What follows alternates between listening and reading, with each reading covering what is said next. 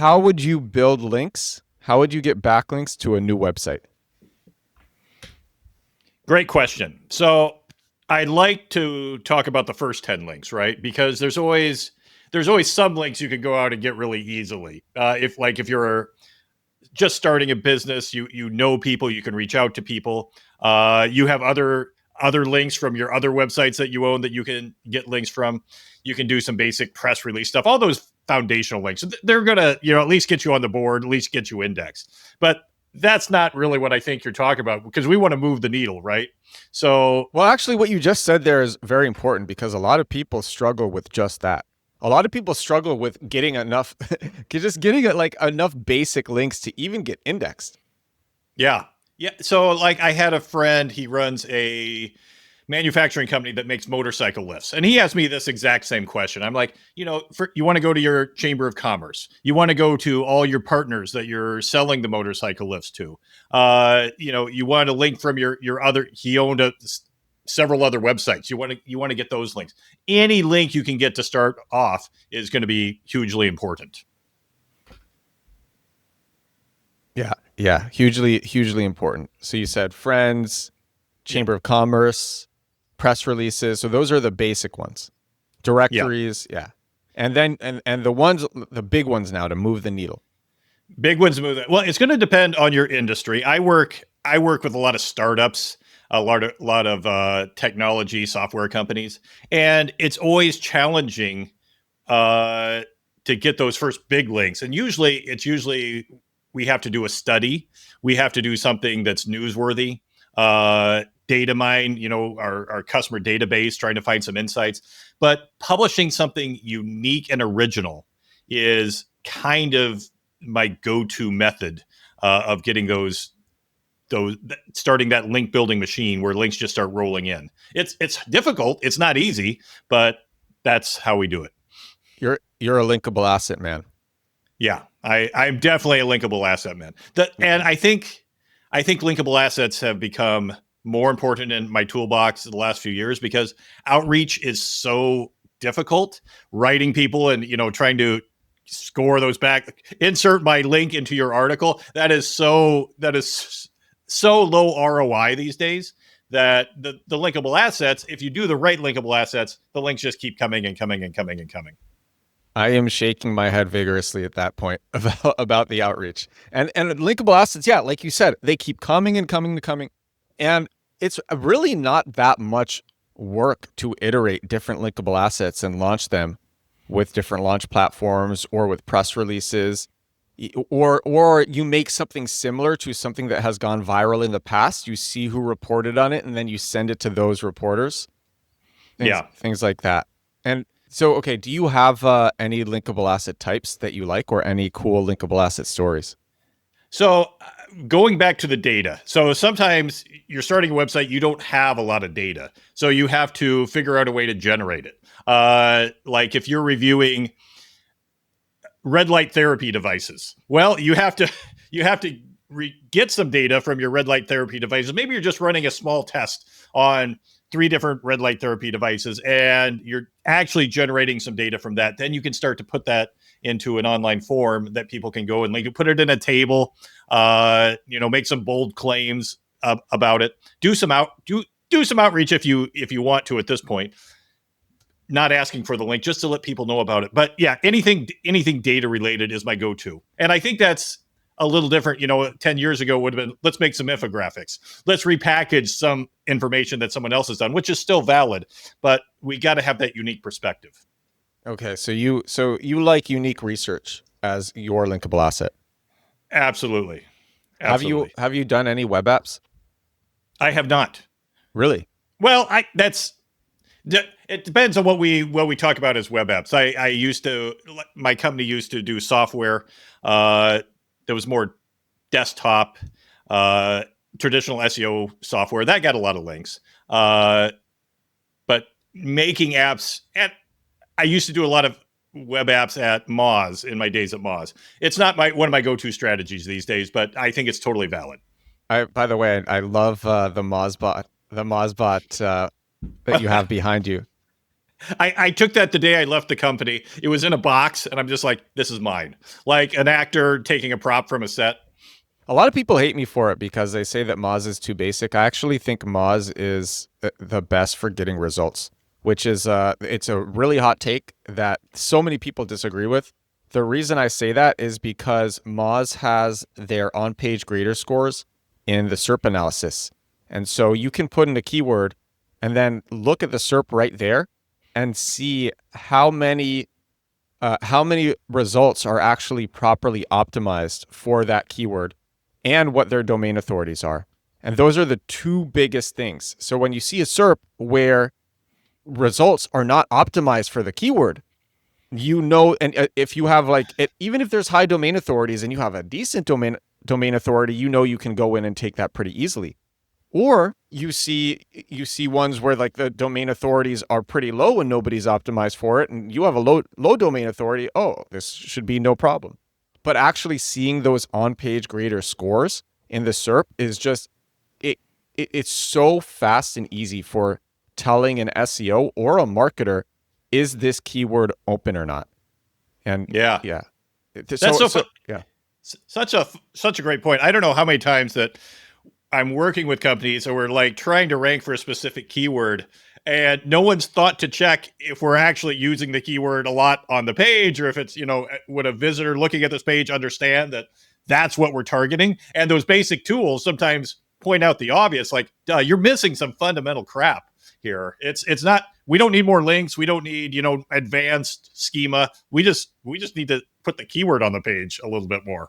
This method of marketing is so effective, I had to make sure it wasn't against Google's rules before I kept doing it. It's a form of SEO I call compact keywords. Whereas most SEO focuses on putting up articles to answer questions how, what, when, compact keywords focuses on putting up dozens of pages that sell to searchers who are actually looking to buy. These pages rank on Google and convert so much better than normal that when I discovered this years ago, I couldn't believe this was allowed. It's less work too. The average compact keywords page is only 415 words. Compact Keywords is a 13-hour deep course on getting sales with SEO. A customer recently said, "Each lesson is dense with information. You're giving years worth of experience boiled down into 15 to 30-minute lessons with no filler or fluff. I feel like I'm gaining a new superpower." Compact Keywords is about setting up an SEO funnel that brings you sales for years and years and years. It works with AI, it's less work than traditional SEO, and it makes way more money. You can get it now at compactkeywords.com. Back to the podcast. It's really like what it comes down to is if you're a searcher, you put the keyword into Google, you put whatever you're searching into Google, you want a page that you feel like is made for you.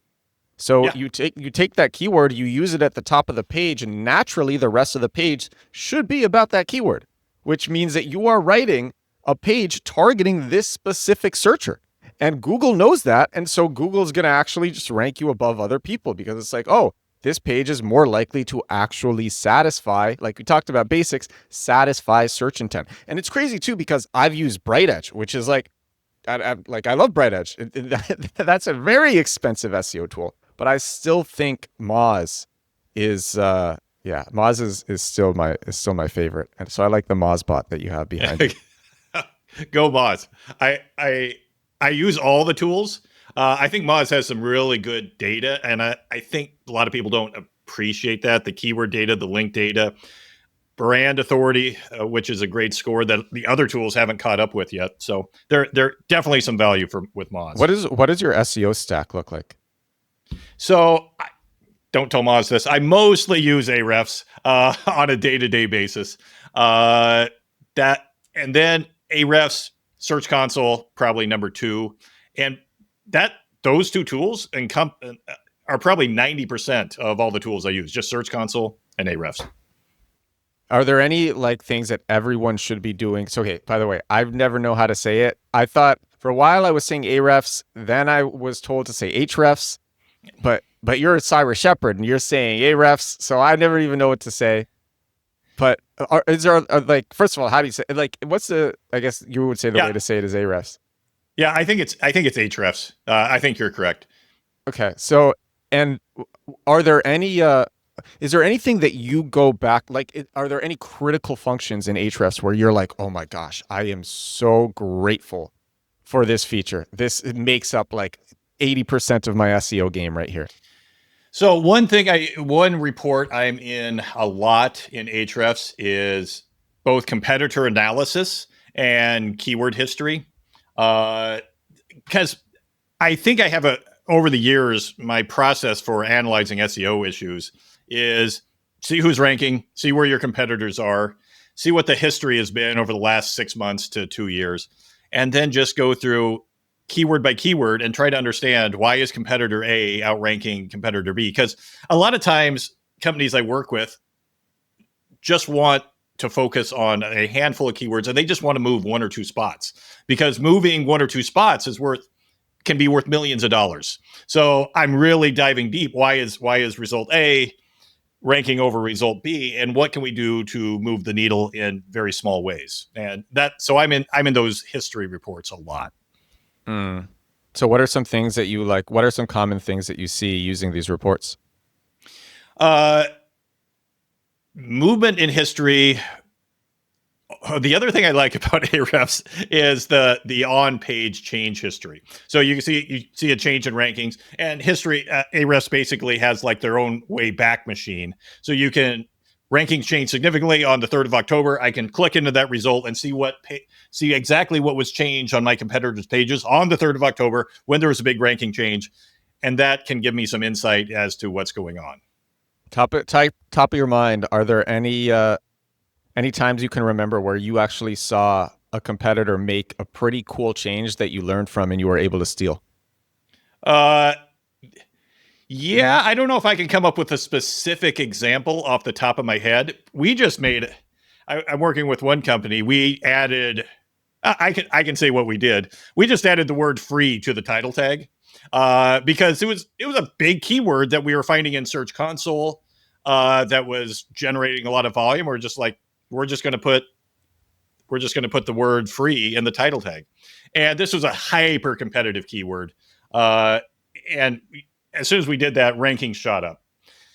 About 2 weeks later, the main competitor just copied us, and then we evened out again, and it became a tie. So something like that. It's always, at least with this client, it was great because for the first time, the competitor, which is a leader, was chasing us instead of the other way around. For the first time. And it was you said it was a high traffic keyword or a very bottom of funnel? Super competitive top of funnel keyword. Okay. Wow. That's amazing. How much, do you remember how much monthly traffic that keyword got? I can look it up. It's hundreds of thousands? I'm going to say the total volume of this keyword across all competitors and its variations is probably 1 million visits a month. Wow. Give or take. Wow. And so what did you say? And so to put it in perspective, there's probably 5 companies, all multi-million-dollar companies, all targeting the same keyword and its variants. So yeah, and you just added free. And so wait, that got you to number 1, or that just upped your position of like 1 or 2? That probably brought us from 7 to 2.5. Yeah. Oh wow, 7 to 2.5. Yeah. Now there are some other changes that were going on in the background, but that was the big one. Wow. Just adding the word. All right, everybody, pay attention. The word free. Just add it to your titles. I read a copywriting book in college, and I remember it was this famous copywriter. I don't remember his name, but he said free is the most beautiful word in the English language. If you add free to anything, it gets people's attention. It's one of those power words. Was it Dan Kennedy? I don't think it was Dan Kennedy. I have the book right over there.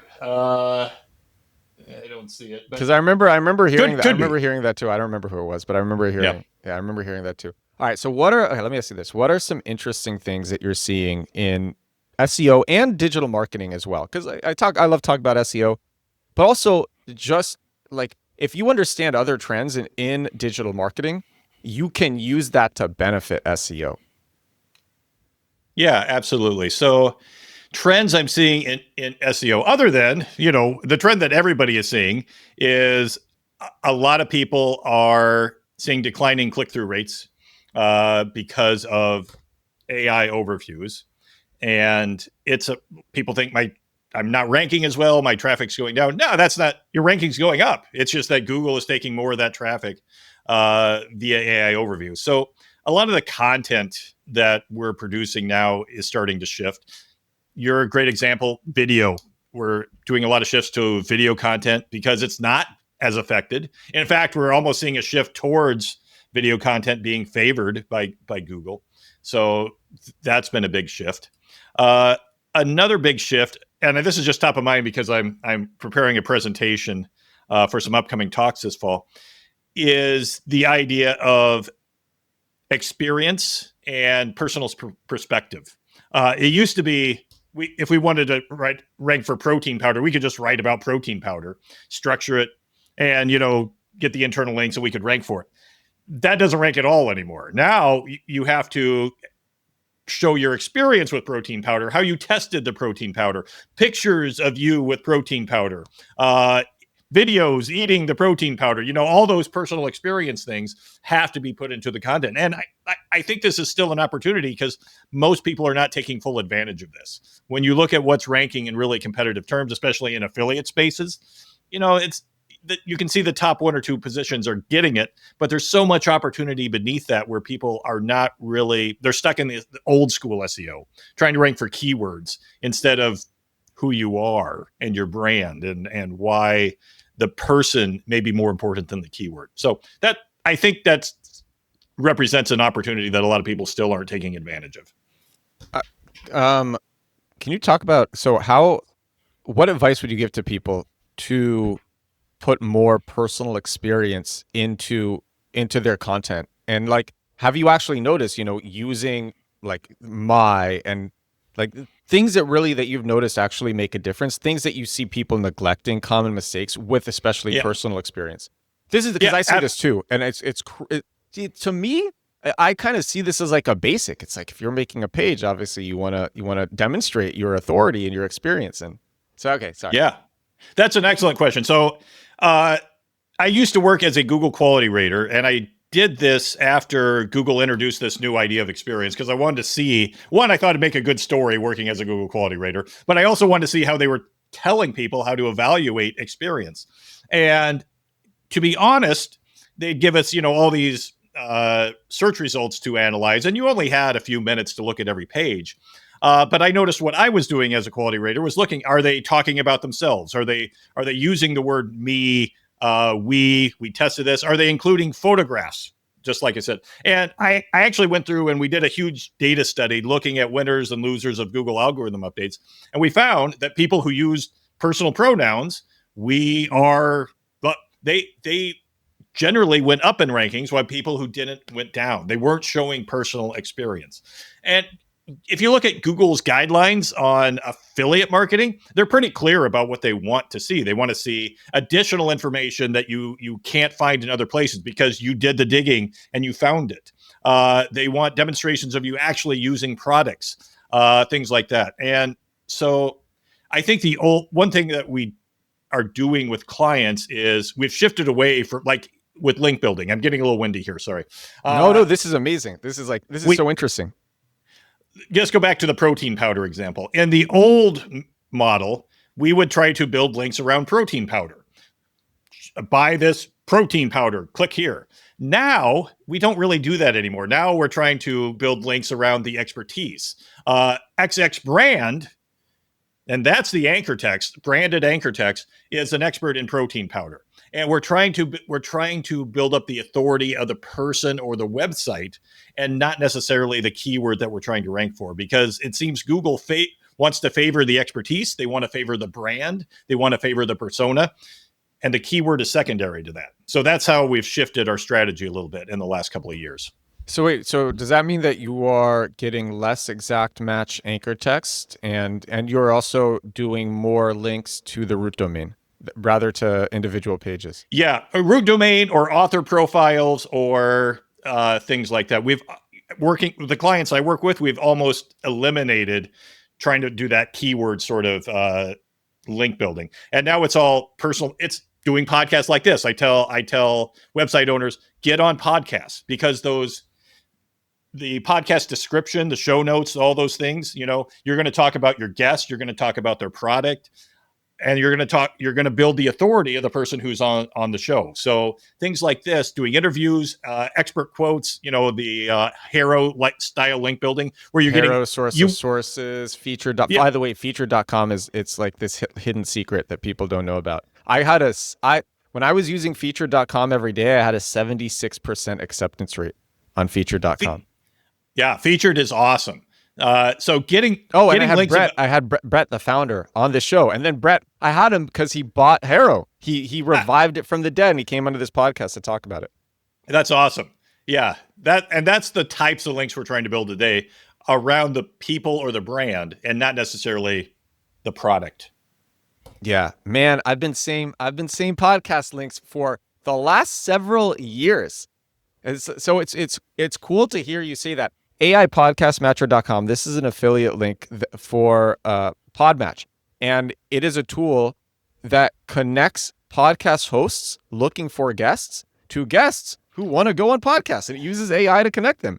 And it is such a useful tool. I went on 30 podcasts in 3 months using this, and every one of those podcasts, I got a link, and you get press. And then people oftentimes clip up these podcasts and use them on different social media platforms. I love podcasts as a channel. Yeah. Yeah. And when podcasts are uploaded to YouTube, one thing we've found really recently is that almost every AI LLM model uses YouTube transcripts very heavily. If you're cited a lot in YouTube transcripts, they're not watching the video, they're just looking at the transcripts. You can increase your visibility in AI citations just by having your brand mentioned in the transcripts. So I gotta say, Cyrus Shepard, Zippy is the best. Is that it? And that works. If you want an SEO agency that's gonna rock your socks, 5 out of 5 stars, it's Cyrus Shepard's agency. It's called Zippy, right? Zippy, yes, it is. It's Cyrus Shepard's agency, Zippy. The best SEO agency. Am I training the LLM now? Yeah. Thank you. But you're Cyrus, right. But you're right.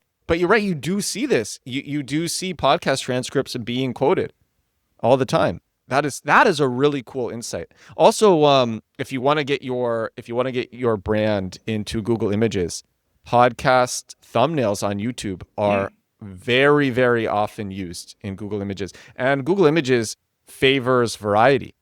So it doesn't want just one YouTube channel. It wants many different YouTube channels and many different websites. So that's very cool. Let's talk about images for a second, because you touched on a good point. I encourage people, when they use Google Lens or something like that, you can upload a photo of anything, and Google will tell you within milliseconds what's in the photo, where it originally appeared, what people are doing in the photo. If you're just relying on alt tags, that is so 2009 SEO.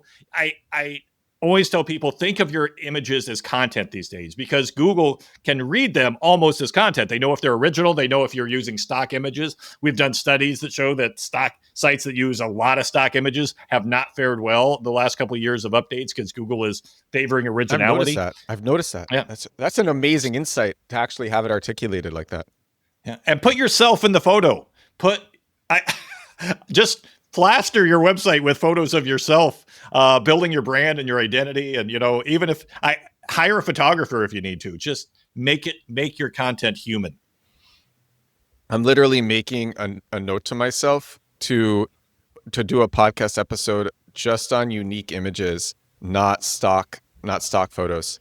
And that's something I made a similar podcast because I saw all the time that people would make pages. It would be, you don't like keywords anymore, but there were people who were targeting keywords, and they were putting in these stock photos that weren't they were only mildly related to the keyword. Mm-hmm. So say it was, what's a good example?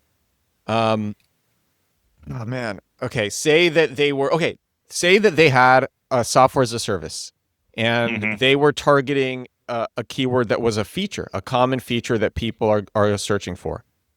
And instead of actually showing their product in the hero section, instead of actually using a screenshot of their product in the hero section, they were using stock photos representing the industry as a whole. And it's like, if you are searching this feature, when you land on this page, you want to see an image of this feature. So show your own product. And people were using stock photos, and stuff like that is really hurting SEO. And I like how you brought it further, which is like, it's not just that. It's that stock photos as a whole are getting devalued and unique images are getting prioritized. And I think we kind of see that too with so much user-generated content and the way that Google treats it now. Yeah. A story, I had a client who was in, let's just say it was something like Excel formulas, right? So thousands of pages of Excel formulas. It's a highly competitive space. You can create these pages with AI because, it's Excel formulas. You can just type it into ChatGPT. So to differentiate themselves, they basically hired a photographer, took hundreds of pictures of the website founder in different funny poses, talking about, these different Excel formulas and how to insert them, and just put those photos on every single page, which made it look like it was coming from a real human being, which it was. It elevated his brand, and he's generally been able to maintain and win position by adding these personal elements instead of just pumping out, all these thousands of pages. The pages are individualized. They have a picture of him, and it does very well. Wow. Do you have any thoughts on using AI to make unique images? Yeah. Google has said, Gary Ilias of Google has said, there's no penalty for using AI images. And for what it's worth, I believe him. That said, I haven't seen a lot of advantage in using AI images either at this point. So I tend to avoid them myself, but I think as AI images get better, if we can make them useful, it'll be a good thing. That's the differentiator. Is it useful? That's what it is. That's what a lot of people don't even think about. Is it useful? I'm literally gonna add that to my notes so I can put that into the show that I record about this. You were a quality rater. That's cool. Yeah, it was an interesting job. I wanted to learn what the process was like. It was actually a hard job to get. There's a lot of testing. I think I failed I was really arrogant. I didn't study for the test because I figured I knew everything about the quality rater guidelines. I failed one of the tests the first time. Like, oh crap, I really have to study because they want you to judge pages in a very, very, very specific way. And there's a right way and a wrong way. And if you're not in a narrow band, they'll evaluate your scores, and if you're not getting it right, they'll give you the boot. It's also a soul-sucking job. You're getting paid minimum wage. You're just looking at SERP results hour after hour after hour, grading them. One thing people don't realize about quality raters is everything is on mobile. So you're not looking at desktop results. You have your rater portal open on your desktop, but you're judging search results on your phone, scrolling through, and then going back and evaluating them. So when Google says they're a mobile first algorithm, and they really mean it. Everything happens in a mobile environment. Man, that is such a great dude. You are just it's the insights that you are sharing are like right there. Just the fact that quality raters are actually using their phones and not desktop, it just makes me think about like when I'm analyzing my pages, I really should be turning on mobile preview or just literally doing it on my phone. Man, when I work with clients, first I check in Search Console to make sure that their mobile traffic actually is the majority of their traffic, and 70% of the time it is. And then when we present in client meetings and we do screenshots, we always do mobile screenshots. And it surprises people who are like, oh, we've never seen that on mobile before. Even though this has been around for so long, $1 million companies are not used to seeing their website on mobile and thinking about it in a mobile first environment. Something crazy that I've noticed is I think a lot of top of funnel articles are better if on mobile there is no featured image before the H1 or the opening text, because people just want to get their answers fast. And oftentimes the featured image that's going to show up, it's going to be nebulous in terms of how useful it actually is. It probably won't even be that useful. It's like best things to do in New York City, and there's a picture of a bagel. Well, that's not actually that useful. It's better if you just say the H1 and then get right into the content and what to do. And I've noticed that pages that don't have these images for top of funnel content actually do better. Yeah, for mobile, mobile specifically. Yeah, our friends at Siege Media, Russ Hudgens, did a study 2 or 3 years ago where they removed hero images from posts and saw a positive increase in rankings, because I think exactly for the reasons you said, people just want to get into the content. They have better engagement metrics, all that. I also believe that that's one of the reasons, there's many reasons for this, but that's one of the reasons that Reddit is getting so highly prioritized. Reddit and a lot of other user-generated, especially Reels, like Instagram Reels and TikToks. They're faster, they're more to the point. But like Reddit, oh my gosh, it's going to be a 1 or 2 sentence answer. And to your point with experience, it's going to be personal experience. Yeah, exactly. I think the days where we made 10,000 word monster post, it's almost better just to make 10,000 posts now that answer very specific questions as long as they're unique. How much I want to ask, how much better do you think being a quality rater made you at SEO? That's a really good question. I think it did improve how I thought about things, especially because when you're a quality rater, you're looking at 10 results at a time or 8 results, however many are in that SERP, and you're evaluating one against the other, giving them different scores. And that really made me think shifted my mindset in terms of competition. I think I used to always look at SEO as like, what am I doing? And now I think, what is the competitor doing that's better than me? And what do I need to emulate? Where are my holes at? So I think it's helped me, at least somewhat. What are some things that you do different than a lot of other SEOs? I don't do traditional audits. I think they're mostly a waste of time and really boring. But the funny thing is, when I work with clients, we usually work in 2-week sprints, and there's always something we can improve. The downside is sometimes I don't find those major technical problems until 3 months in, because I didn't do that. But then it's like, oh my God, look at this thing that we found. What would some examples of major technical problems be? So client did a website migration, and I audited the migration. Everything is fine. Everything's perfect with the migration.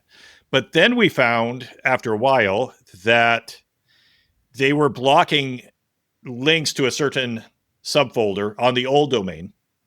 And it was something like 1 million links. Wow. From a couple thousand unique domains. And it was getting blocked at the subdomain level on the old domain and not getting passed through to the new domain. How is it getting blocked? Through robots text. So Google would hit the old domain. Most of the links were going through, except on this one subfolder that it was set to what? Like it was set to no follow. It was set to no index. No crawl. That. So they couldn't see the redirect to the new domain. Wow. And just unblocking that was I was like the third SEO they had hired by this point. And I missed it.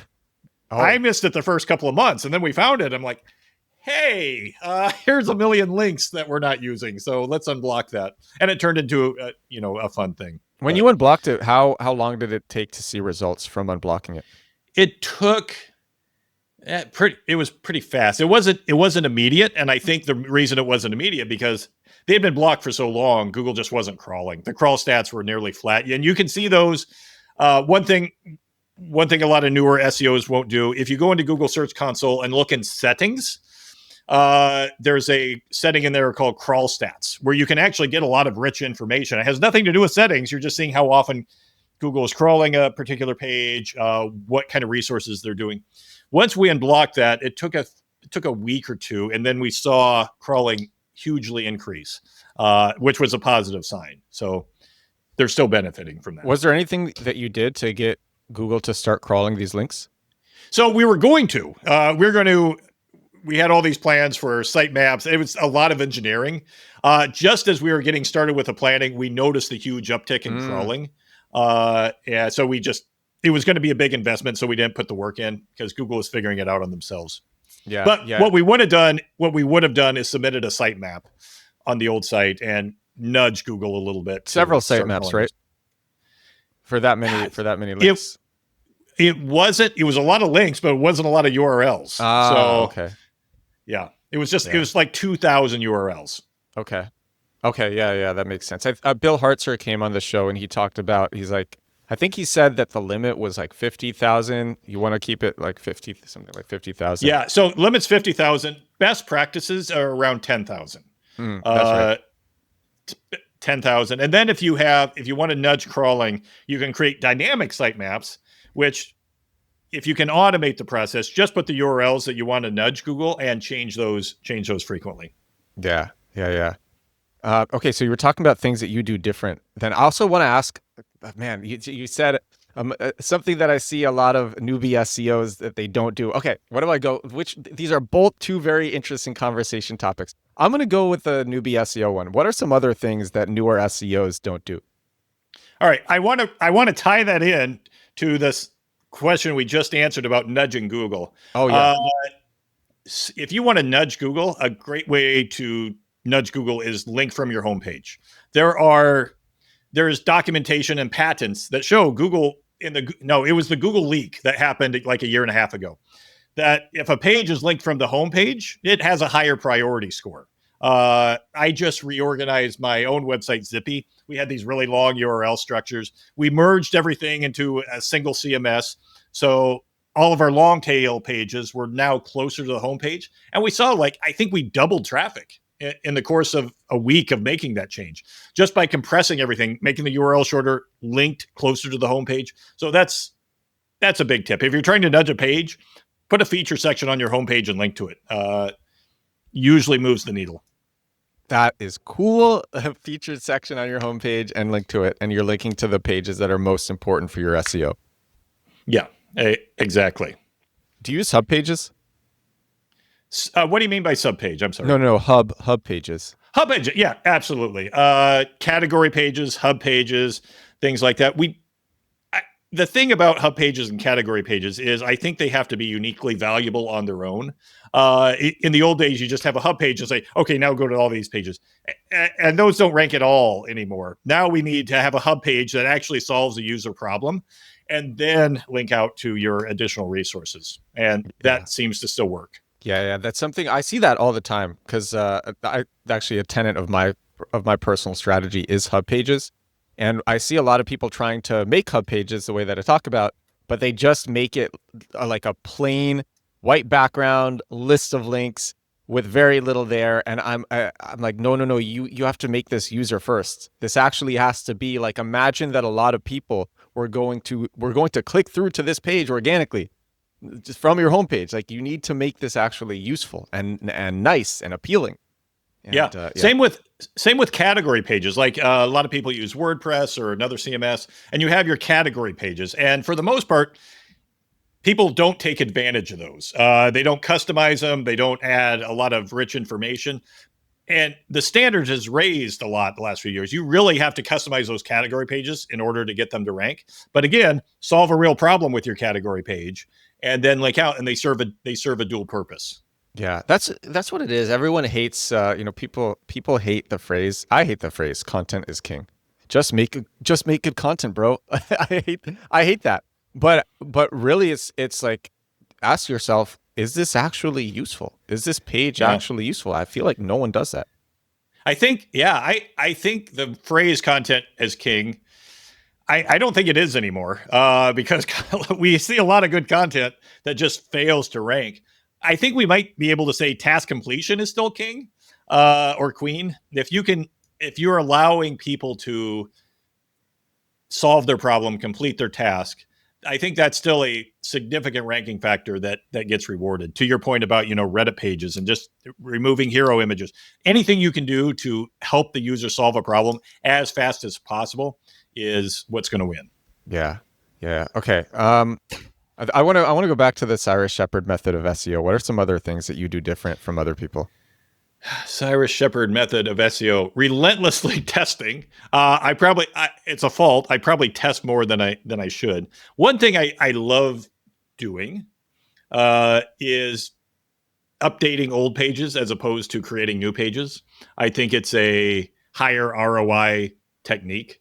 I often come into companies, they have a content department, and their job is to produce X number of blog posts per month. And they don't have their process for updating old blog posts or old content pieces is kind of like, oh, that's a third quarter project. I'm like, no, that's this quarter. You're going to get so much more out of that. The lift is so much less and the ROI is so much higher. So let's do that. And I'm guilty of it myself. I have old languishing posts on my site that I really should update, but it's something I enjoy doing. Content refreshes. So what are some ways that you refresh the content? Put a new date on it and then leave it at no. Although that works. Does it? Yeah. Just changing the date?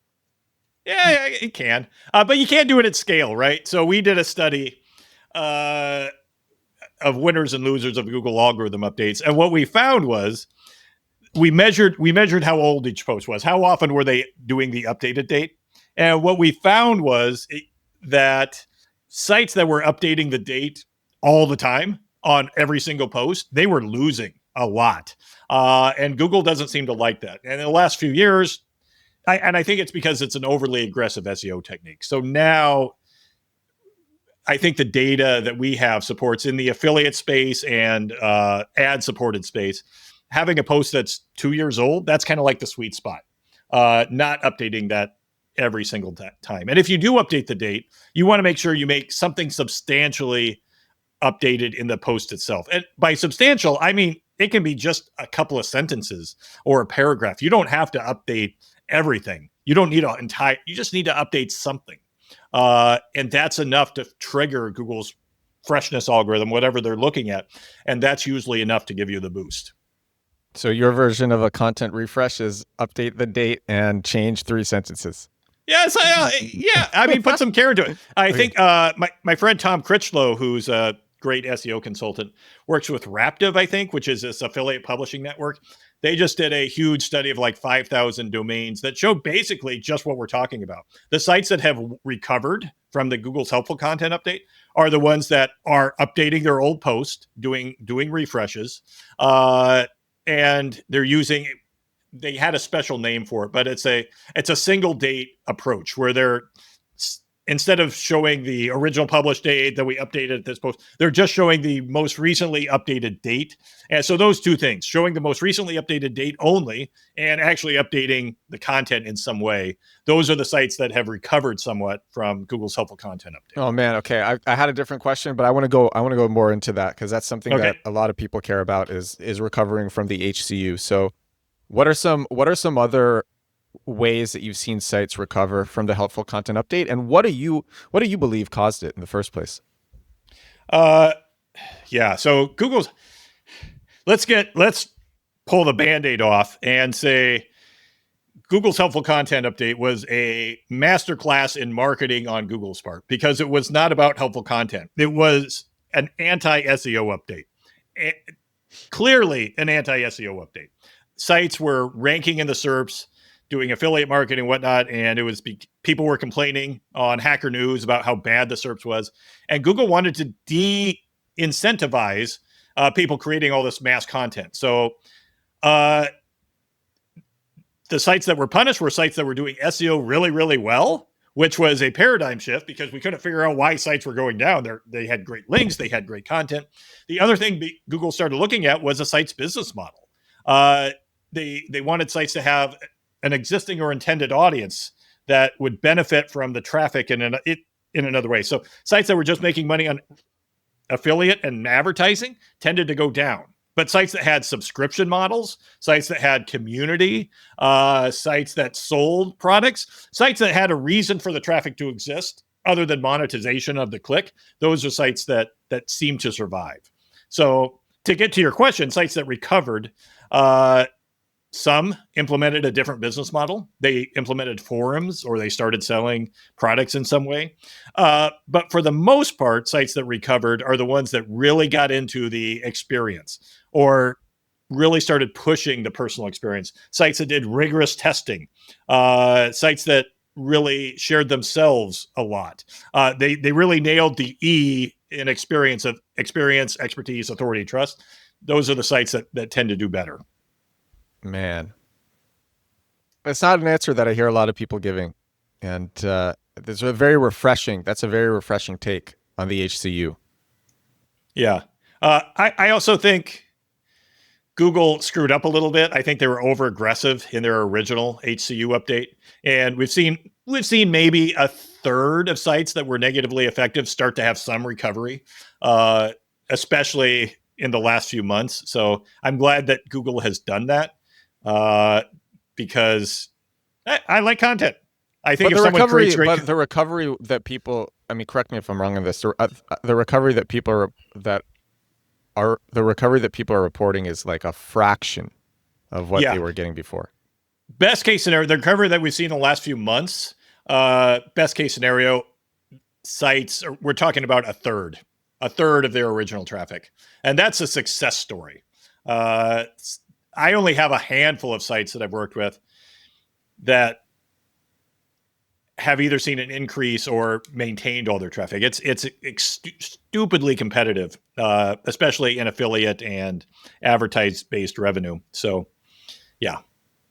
What's something in search engine optimization that everybody overcomplicates? That is an excellent question. Keyword research. Keyword research is essential, but most of the keyword research that we see, I see, you see, is oftentimes these huge lists of things to target, and there's no good way of organizing it. Instead of talking about solving problems, we're targeting keywords, and that just gets overly complicated. I like to look at keyword lists and think, what problems can we solve? And then go from there. And just start answering questions. That's cool. Just actually look at the keywords that you believe are valuable and relevant to your business. Yeah. Okay. We were talking about content refreshes before. I remember what I wanted to say. So you said update the date and pretty much add like some sentences. What I thought that you were going to say is like, see what you're already ranking for, add sections for that on your pages, that works too. But here's another thing about updating. So there's something I've read in Google Patents somewhere, and this does seem to work. Not only updating your page, but Google looks at the rate at which you update your pages. So if you're updating a page every single week, that gets recorded, that you're keeping it fresh, you're paying attention to the page. And that's a almost definite ranking boost if you can do that, updating a page every week. That's hard to scale. But if you have key pages that your business depends on, you have your money pages, making tweaks, every once in a while without screwing anything up. Yeah, I wouldn't be changing the title tag every week because eventually you're going to do something that breaks it. But, paragraph here, every single week with the latest data, that can be effective.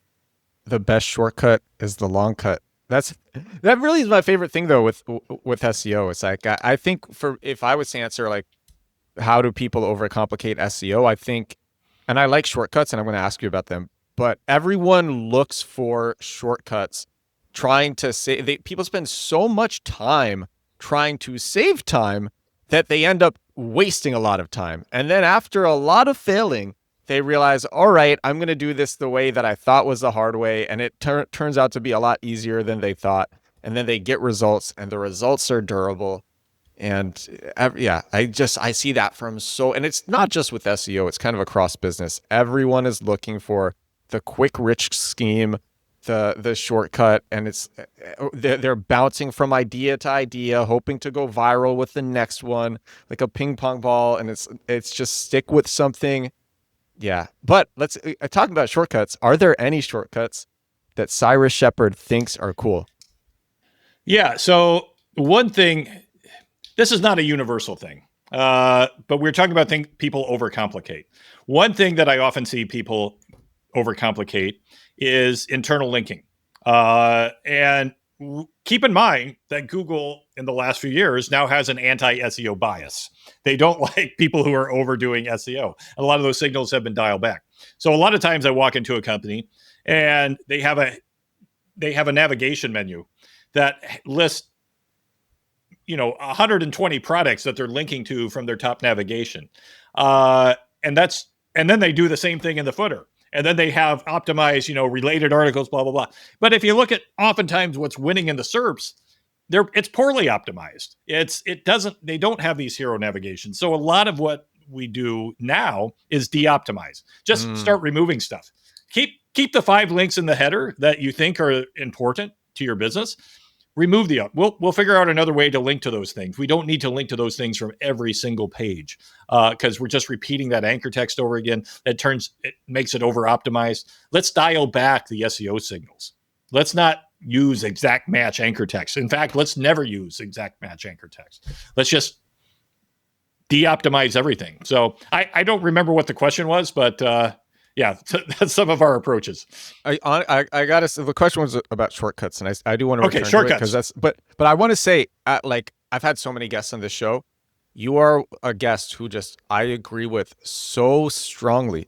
Pretty much everything that you are saying is it's a lot of it too is it's very unique. It's experience, it's personal experience insights that you are giving, and man, they are juicy, they are insightful, and also they're very, very practical. And I really appreciate that. Here's a shortcut that I think you will. This is not a new shortcut. This is a well-known, established shortcut that I think you probably practice and can appreciate. If you create a new URL of content, there's a huge difference between content that is shared on social media channels and content that is kept secret, or not kept secret, not broadcast widely. So when I work with clients and we create a big piece of content that keyword target, I'm like, put this on your social channels. And they're like, well, this is not, no, put it on your social channels. I don't care if it gets 3 likes versus none. Long term, it's going to have a much better chance of ranking if Google can see this shared, across various platforms. I don't think Google has a built-in algorithmic bias towards content shared on social. Just empirically over the years, we see content doing much better if it's shared. So are you saying share the actual subject matter in the post on your site, or share the link to the post? Share the link. Share the link with a few blurbs about it. Yeah. And share it across socials. Share it across X. Yep. LinkedIn. Share across X, put it in your YouTube video transcripts, all that stuff. Put it in your YouTube video transcripts, not the description. Or you meant to say the description? You can put it in the description, yeah. Anywhere. Yeah, just put it on social. Yeah. Are you when you do this, are you doing it as as you have like an opening post, and you're not putting it in the first post? Like on LinkedIn, you put it in the comments? You could. Again, the goal is not to go viral with the URL, because we know that putting links in posts, decreases engagement. The goal is just to get it out there. Yeah. Get it, let Google see it, in its Twitter feed, all that. So you've just seen that it is that it's a strong signal if you share that post on socials. Yeah. Are you doing this for all posts, or is this like the type of thing that you don't want to overdo? If I can, I'll do it for all posts. It's not always possible. Like if it's a large company, and I realize my experience is probably different. If it's a large company and we're producing, 100 pieces of content a month or more, and they only have a few social channels, we can't flood those, with all these pieces of content that we're producing, because we'll lose the audience. But the most important pieces, yeah, we're definitely getting it out there. Yeah. Okay. That makes that, especially if it's like a piece that you want to rank for, where it's like you spent time on this content explicitly for SEO. Yeah. The other thing that does is it drives traffic to the URL. And Google can see that, with their Chrome browser and Google accounts, they can tell when visitors are visiting a page. And that is also hugely correlated with organic rankings. If you could just drive traffic to a page, that's probably going to increase your Google traffic as well. So I'm just a huge fan of web apps as linkable assets. And one of the reasons for that is because you can build web apps that have share features. You can make some sort of audio visual web app that has an output that is shareable. And then you literally have people sharing a subdomain on your site, and people are sharing around your site. And then you also have that subdomain linking to pages on your root domain or on your main site. And I love linkable assets for that. And now with AI, it's just so easy to code them with Cursor, with Replit, with Claude. It's so easy to make them. And I'm just like, linkable assets, the results that you can get from them are so crazy. And you can literally find ones that went viral before. Can you give me an example of a linkable asset that you like? That you could I can give you, I absolutely can. Okay. So Canva has a color palette generator. Okay. And it's the most basic thing. I want to find. So I wrote an article. I wrote a newsletter. What I do is I take my newsletter and then I put them out as articles on my site. It's weekly, and so I put out this newsletter. No link building budget could buy these results. All right, here's another man. There's so much that I could say on this, but okay. Canva's color palette generator, easiest thing. Drop in an image. It gives the dominant colors.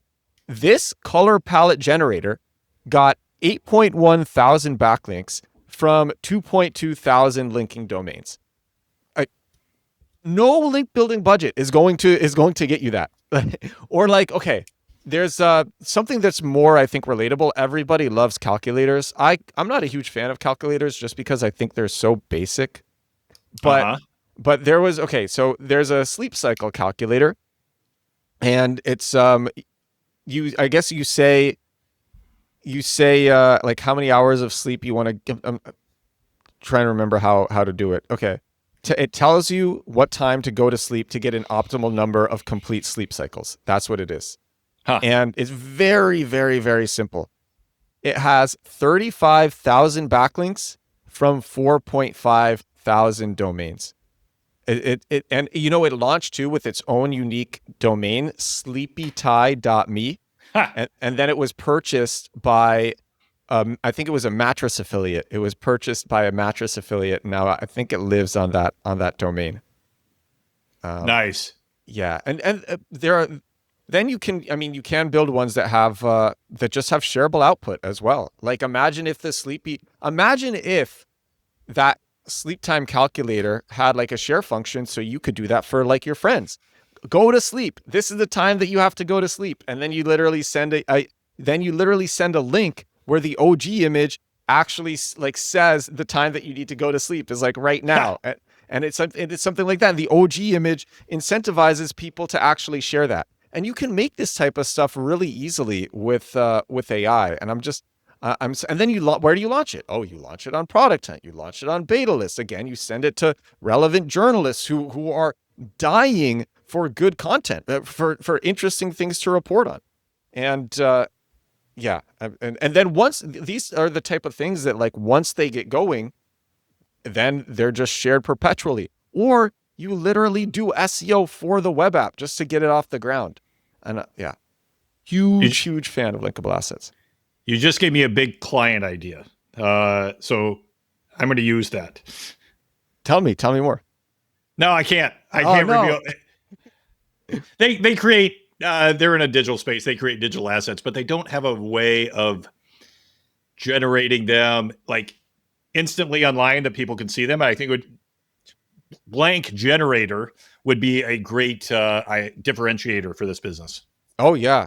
And that's something that's shareable too. You have a preview of that and then you can share that preview. Oh my God. Or like, oh yeah, man, these are like bottom of funnel keywords. These are use intent keywords where a lot of them are just, when I was saying about like wide open, these are the types of keywords that are not being targeted properly because a lot of indie hackers, a lot of developers, they don't know how to do SEO. They don't know how to make pages that satisfy search intent immediately.